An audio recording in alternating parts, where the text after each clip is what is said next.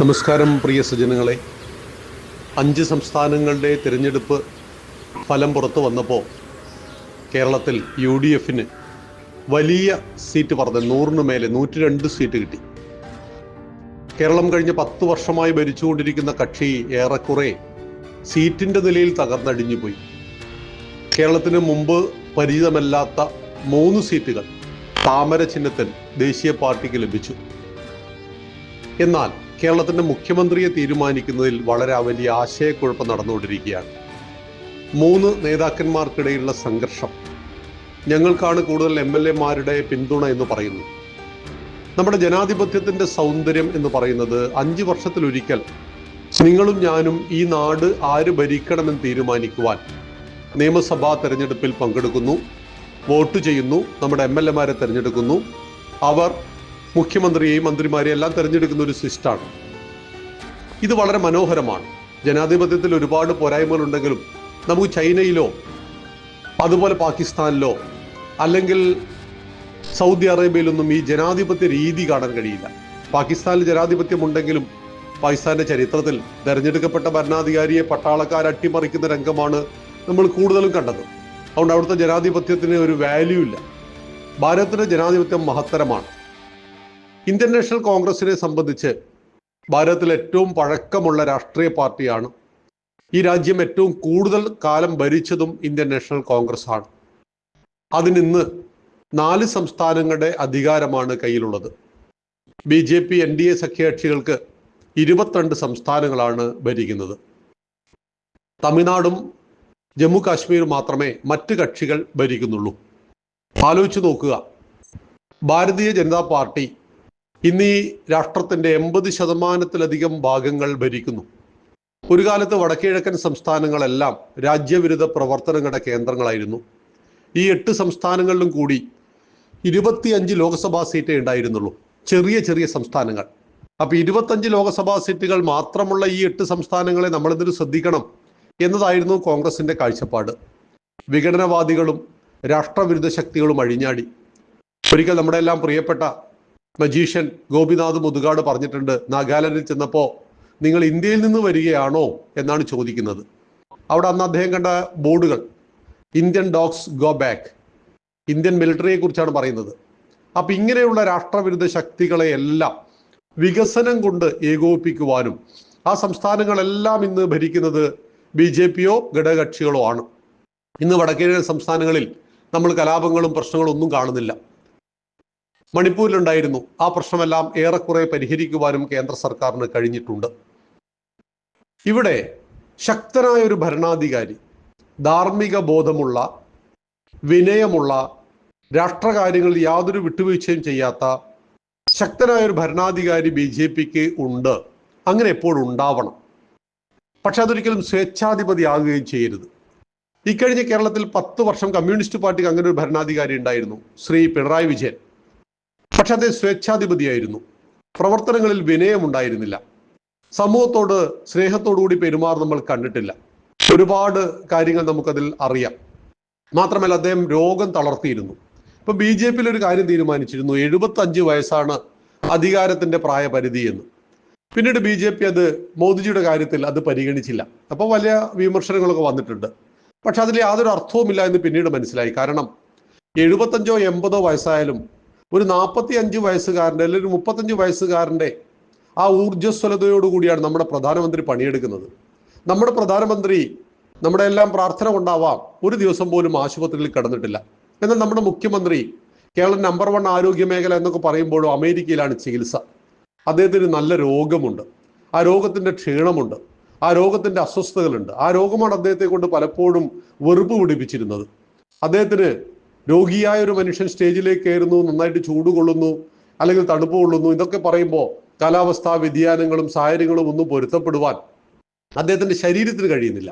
അപ്പോൾ സ്വാഭാവികമായിട്ട് അവിടെ വെറുപ്പുണ്ടാവും. നമ്മളും അങ്ങനെയാണ്. നല്ല തലവേദന പിടിച്ച് കിടക്കുന്ന ഒരാളോട് നിങ്ങൾ സംസാരിക്കാൻ ചെന്നാൽ അദ്ദേഹത്തിന് അസ്വസ്ഥതയുണ്ടാവും, സ്വാഭാവികമാണത്. എന്നാൽ നമ്മുടെ പ്രധാനമന്ത്രിയെ നോക്കൂ, അദ്ദേഹം 18 മണിക്കൂർ ജോലി എടുക്കുന്നു.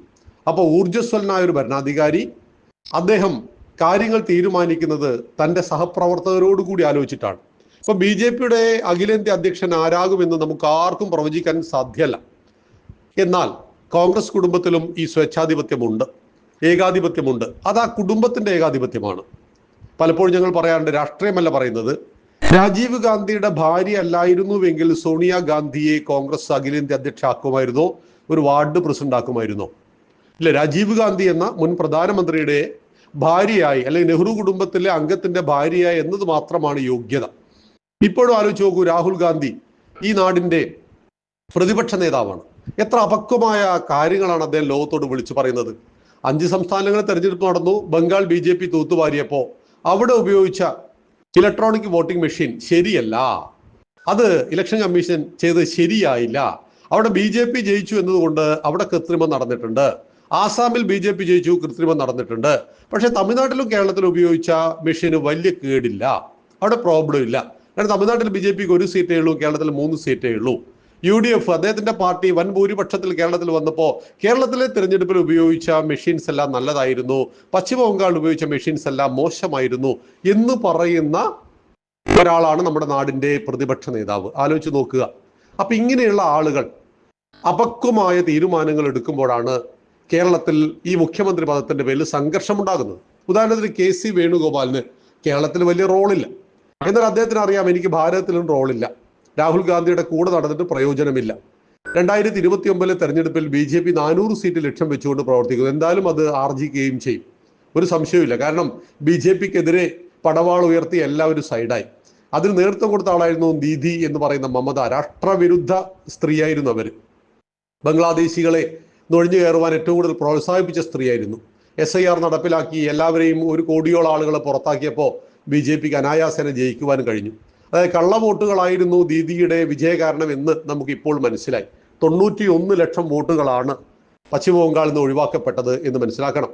അതുപോലെ 29 ലക്ഷം വോട്ടുകളാണ് കേരളത്തിൽ നിന്ന് ഒഴിവാക്കപ്പെട്ടത്. ഇരട്ട വോട്ടുകൾ, കള്ളവോട്ടുകൾ, മരിച്ചവരുടെ വോട്ടുകൾ എല്ലാം ഉണ്ടായിരുന്നു.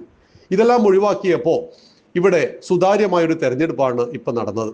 അവിടെ വൻ വിജയം BJPക്ക് പശ്ചിമ ബംഗാളിൽ ഉണ്ടായി എന്ന് പറയുമ്പോൾ ബംഗ്ലാദേശുമായിട്ട് ഏറ്റവും കൂടുതൽ അതിർത്തി പങ്കിടുന്ന പശ്ചിമ ബംഗാൾ നമ്മുടെ രാജ്യസുരക്ഷയിൽ പ്രധാന പങ്ക് വഹിക്കുന്ന ഒരു സംസ്ഥാനമാണ് എന്ന് കൂടി അറിയണം.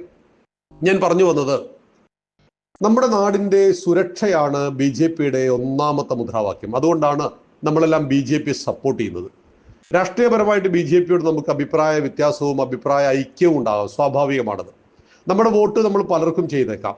പക്ഷേ രാഷ്ട്രമാദ്യം, രാഷ്ട്രീയം രണ്ടാമത് എന്ന് പറയുവാൻ നമുക്ക് കഴിയണം. കാരണം രാഷ്ട്രം ഇല്ലെങ്കിൽ, രാഷ്ട്രം ശക്തമല്ല എങ്കിൽ നമുക്ക് ഇവിടെ ജീവിക്കാൻ കഴിയില്ല. അവിടെയാണ് ഇന്ത്യൻ നാഷണൽ കോൺഗ്രസ് കേരളത്തിന്റെ മുഖ്യമന്ത്രിയെ തീരുമാനിക്കുന്നതിൽ വൈകുന്നു. ഭാവിയിൽ വലിയ സംഘർഷങ്ങൾ ആ പാർട്ടിയിൽ വരാൻ പോവുകയാണ്. എനിക്ക് ദേശീയ തലത്തിൽ ഒന്നും ചെയ്യുവാനില്ലെന്ന് തിരിച്ചറിഞ്ഞ KC കേരളത്തിൽ മുഖ്യമന്ത്രിയാകുവാൻ ഒരു ഭാഗത്ത് പരിശ്രമിക്കുമ്പോൾ സത്യത്തിൽ കേരളത്തിൽ നന്നായി പണിയെടുത്ത ആള്, വിജയശില്പി എന്നൊക്കെ അറിയുന്നത്, അല്ലെങ്കിൽ അതിന് അർഹമായ ആള് എന്ന് പറയുന്നത് VD സതീശനാണ്. പക്ഷെ VD സതീശന് ഒരു കുഴപ്പമുണ്ട്. അദ്ദേഹം ജമാഅത്തെ ഇസ്ലാമിയുടെ അല്ലെങ്കിൽ ഇസ്ലാമിക തീവ്രവാദത്തെ അദ്ദേഹം എതിർക്കുന്നില്ല എന്നതാണ്. ഇസ്ലാമിനെയും ഇസ്ലാമിക തീവ്രവാദത്തെയും നിങ്ങൾ രണ്ടായി കണ്ടോളൂ, കുഴപ്പമൊന്നുമില്ല. ശശി തരൂർ എങ്ങനെയാണ് സൈഡായി പോയത്? ഒരൊറ്റ വാക്ക് പറഞ്ഞു പോയി. അല്ലെങ്കിൽ കേരളത്തിന്റെ മുഖ്യമന്ത്രി സ്ഥാനത്തേക്ക് വരേണ്ട ആളായിരുന്നു. കോഴിക്കോട് പാലസ്തീൻ ഐക്യദാർഢ്യം നടന്നപ്പോൾ അതാലോചിച്ച് നോക്കൂ, പാലസ്തീന് വേണ്ടി ഐക്യദാർഢ്യമുണ്ട്. പക്ഷേ എവിടെയെങ്കിലും മുസ്ലിങ്ങളെ കൂട്ടക്കൊരുത് നടത്തിയാൽ ഇവിടുത്തെ മുസ്ലിം സംഘടനകൾക്ക് ഒരു കുഴപ്പമില്ല. അത് സുഡാനിൽ പച്ചക്ക് മുസ്ലിങ്ങളെ കൊല്ലുന്നുണ്ട്. പാകിസ്ഥാനിൽ ഒരു വർഷം 20,000 മുസ്ലിങ്ങൾ മരിക്കുന്നുണ്ട്. അതൊന്നും ഇവർക്ക് കുഴപ്പമില്ല. ഇറാഖിന്റെ പ്രശ്നം അവർക്ക് വിഷയമല്ല. ഇറാൻ കൊണ്ടുപോയിട്ട് എല്ലാ ഗൾഫ് രാജ്യങ്ങളിലും ബോംബിടുന്നത് അവർക്ക് വിഷയമല്ല. അവർക്ക് ജൂതനും മുസ്ലിങ്ങളും തമ്മിലുള്ള വിഷയം മാത്രമേ വിഷയമുള്ളൂ.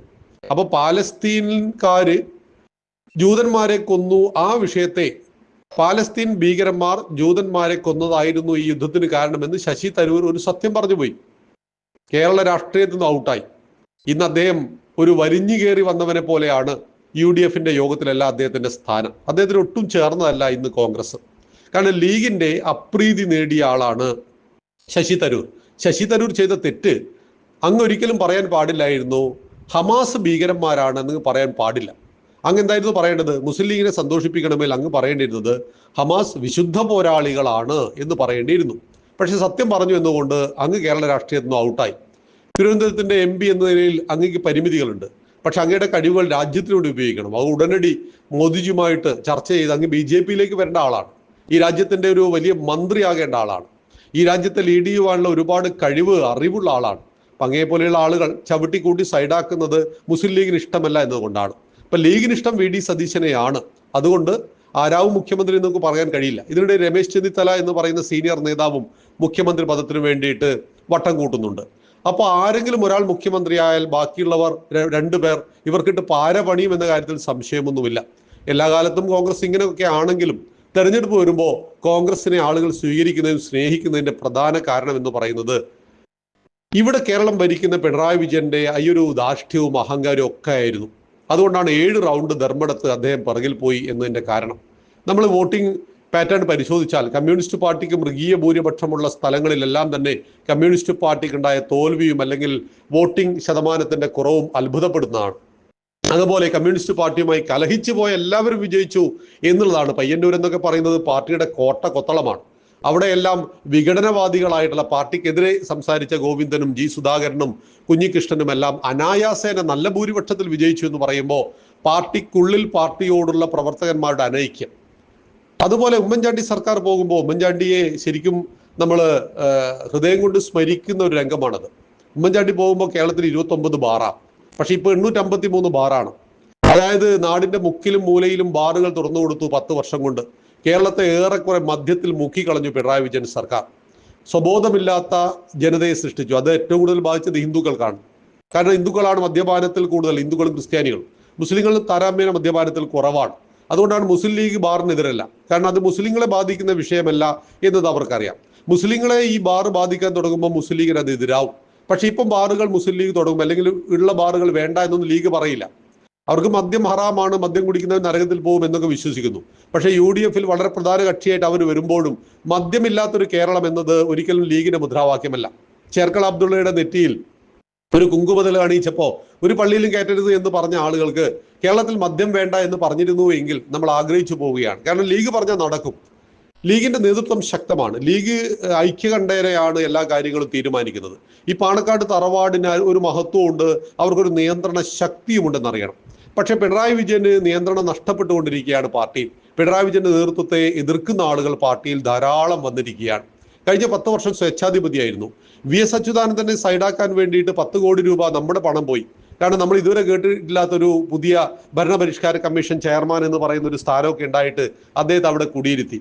പ്രായമാകുമ്പോൾ ഉണ്ടാകുന്ന ആ ഒരു അധികാരത്തോടുള്ള കൊതി, അത് 2 മന്ത്രിമാരിലും നമ്മളിപ്പോൾ കണ്ടു. ശശീന്ദ്രനും കടന്നപ്പള്ളി രാമചന്ദ്രനും രണ്ടുപേരും വയ്യ. ഇപ്പൊ ശശീന്ദ്രനെ ഷർട്ട് മറ്റൊരാൾ ധരിപ്പിച്ചു കൊടുക്കണം, അത്രയും രോഗിയാണ് അയാൾ. കടന്നപ്പള്ളിക്ക് ആരോഗ്യമേ ഇല്ല. അപ്പൊ അങ്ങനെയുള്ള ആളുകൾ ഈ കുഴിയിലേക്ക് പോകുന്ന സമയത്ത് മത്സരിക്കാൻ നിന്നു. രണ്ടുപേരും തോറ്റുപോയത് കേരളത്തിന്റെ ഒരു ഭാഗ്യമായിട്ട് കരുതണം. ഇപ്പൊ ഘടകകക്ഷികൾ വന്ന ഓരോ സീറ്റ് ഇവർക്ക് കൊടുത്തപ്പോൾ എനിക്ക് ശേഷം പ്രളയം എന്ന് പറയുന്ന നേതാക്കന്മാര്, യാതൊരു ആദർശബോധവും ഇല്ലാത്ത അധികാര കുതിയന്മാരായിട്ടുള്ള ഇത്തരം ആളുകൾ കേരളത്തിന്റെ രാഷ്ട്രീയ രംഗത്തെ മലിനമാക്കുന്നു. ഇതൊക്കെ നമ്മൾ കണ്ടറിയണം. അതുപോലെ കേരള കോൺഗ്രസ് മാണി ഗ്രൂപ്പിന്റെ തോൽവി വളരെ നന്നായിരുന്നു. വ്യക്തമായ ഒരു ആദർശം അവർക്കില്ല. ആരാണോ ഭരിക്കുന്നത് അവിടെ കൂടെ കൂടുക, ഇത്തിൽ കണ്ണികളെ പോലെ എന്ന് പറയുന്നു. അവരെല്ലായിടത്തും തോറ്റു തുന്നം പാടിപ്പോയി. ഞാൻ പറഞ്ഞു വന്നത്, കേരളത്തിൽ വലിയ മാറ്റം ഉണ്ടാവണം. 5 ലക്ഷം കോടി രൂപ കടമുള്ള ഒരു നാടിനെയാണ് UDF ഏറ്റെടുക്കാൻ പോകുന്നത്. വലിയ ടാസ്ക്കാണ്. 3.5 കോടി രൂപയുടെ പുതിയ കടമാണ് പിണറായി വിജയൻ സർക്കാർ ഉണ്ടാക്കിയിരിക്കുന്നത്. ശമ്പളം കൊടുക്കുവാനും പെൻഷൻ കൊടുക്കുവാനും കടമെടുക്കുന്ന ഇന്ത്യയിലെ ഏക സംസ്ഥാനം.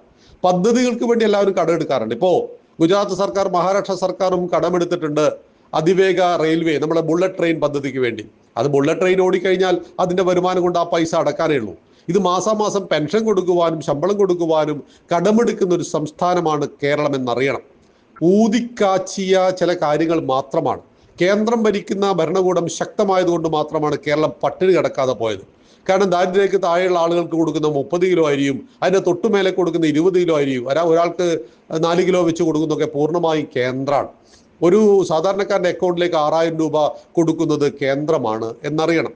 ഇങ്ങനെ 300ഓളം പദ്ധതികളിലൂടെ ഈ നാടിനെ ചേർത്ത് കോർത്ത് നിർത്തുവാൻ അതിശക്തമായ ഒരു ഭരണകൂടം കേന്ദ്രത്തിലുണ്ട് എന്നുകൊണ്ടാണ് കേരളം രക്ഷപ്പെട്ടു പോകുന്നത് എന്നുകൂടി അറിയണം. അപ്പോൾ സമഗ്രമായിട്ട് നമ്മൾ ഇതിനെ വിലയിരുത്തുമ്പോൾ തെരഞ്ഞെടുപ്പ് വളരെ പോസിറ്റീവാണ്. BJPയുടെ മുന്നേറ്റം, BJPക്കെതിരെ മുസ്ലിങ്ങൾ ഒറ്റക്കെട്ടാണ്. 30% മുസ്ലിം വോട്ടുള്ള ഒരിടത്തും BJP ജയിക്കില്ല. പാലക്കാട് അങ്ങനെയാണ്. അപ്പം മുസ്ലിങ്ങളുടെ മനോഭാവത്തെ മാറ്റുവാൻ കഴിയണം. ഉത്തരഭാരതത്തിൽ മുസ്ലിങ്ങൾ ഏറെക്കുറെ BJPയെ സ്വാധീനിക്കുന്നുണ്ട്, BJPയിലേക്ക് വരുന്നുണ്ട്. അതെല്ലാം പശ്ചിമ ബംഗാളിലെ തെരഞ്ഞെടുപ്പ് പോലും നമുക്ക് പാഠം അങ്ങനെ നൽകുന്നുണ്ട്. ബീഹാറിലെ തെരഞ്ഞെടുപ്പിൽ 65% മുസ്ലിങ്ങൾ ജീവിക്കുന്ന പല മണ്ഡലങ്ങൾ പോലും BJP തൂത്തുവാരിയിട്ടുണ്ട്. ഡൽഹി തെരഞ്ഞെടുപ്പിൽ നമ്മളത് കണ്ടിട്ടുണ്ട്. അപ്പം BJP മുസ്ലിം വിരുദ്ധരാണ് എന്ന ഭാവത്തെ മാറ്റണം. ആ മുസ്ലിങ്ങൾക്കിടയിലെ പാവപ്പെട്ടവരെ ചേർത്ത് നിർത്തുവാൻ കഴിയണം. മറ്റ് സംസ്ഥാനങ്ങളിൽ നിന്ന് ഭിന്നമായിട്ട് മുസ്ലിങ്ങൾ സംഘടിതരും മുസ്ലിങ്ങളുടെ പാർട്ടിയും ശക്തമാണ് കേരളത്തിൽ. ക്രിസ്ത്യാനികളുടെ പാർട്ടിയും മുസ്ലിങ്ങളുടെ പാർട്ടിയും ശക്തമാണ് ഈ കേരളത്തിൽ എന്നറിയണം. അപ്പോൾ മുസ്ലിങ്ങളുടെ സംശയത്തെ ദൂരീകരിച്ച് തീവ്രവാദികളെ കാണുന്ന കണ്ണുകൊണ്ട് സാമാന്യ മുസ്ലിങ്ങളെ കാണാതെ നമുക്ക് എല്ലാവരെയും ചേർത്ത് നിർത്തുവാൻ കഴിയുന്ന രീതിയിലേക്ക് വരുന്ന 5 വർഷക്കാലം BJP ഒന്നുകൂടി പരിശ്രമിച്ചാൽ തീർച്ചയായിട്ടും BJP ഇന്ന് 2ാം സ്ഥാനത്തുള്ള സ്ഥലങ്ങൾ ധാരാളമാണ്. 30,000-ന് മേലെ വോട്ട് കിട്ടിയ 30-ൽ പരം മണ്ഡലങ്ങൾ കേരളത്തിലുണ്ട്. അപ്പം BJP അതിശക്തമായ സംഘടനയാണ്.